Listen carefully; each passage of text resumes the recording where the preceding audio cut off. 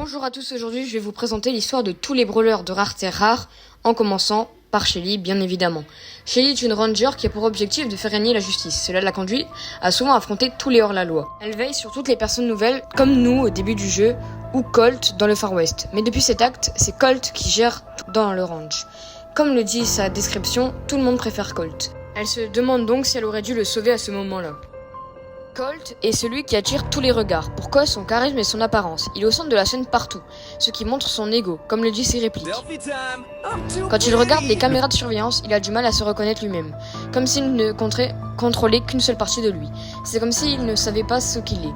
Potentiellement une perte de conscience liée à Star Park, car lorsqu'il a défendu son ranch, il n'a pas reconnu son père, Sam, et sa mère, Belle.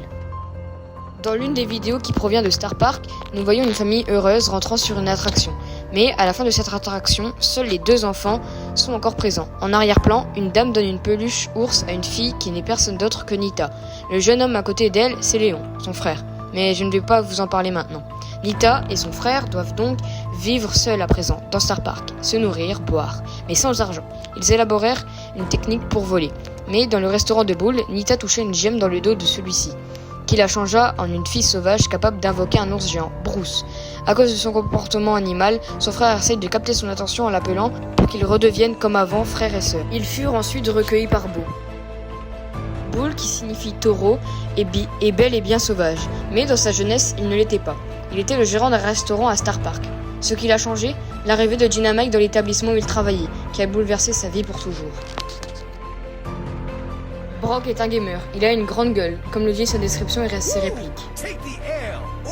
Il est surtout connu pour ses roquettes, qui lui ont permis d'observer un phénomène troublant, la réapparition.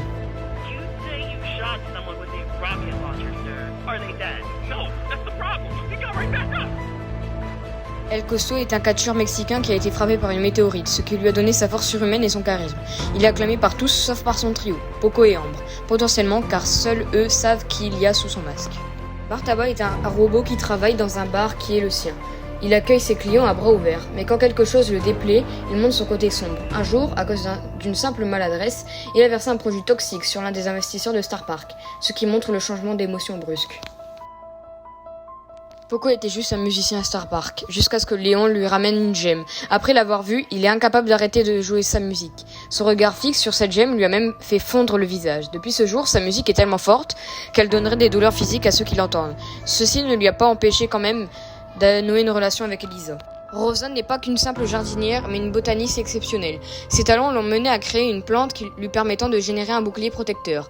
Mais au-delà de son amour pour les plantes, c'est une boxeuse qui va en découdre avec toutes les plantes ingérables. J'espère que tu as aimé la vidéo, n'hésite pas à t'abonner et à liker pour les prochaines parties de cette série. C'était Zartox, à bientôt.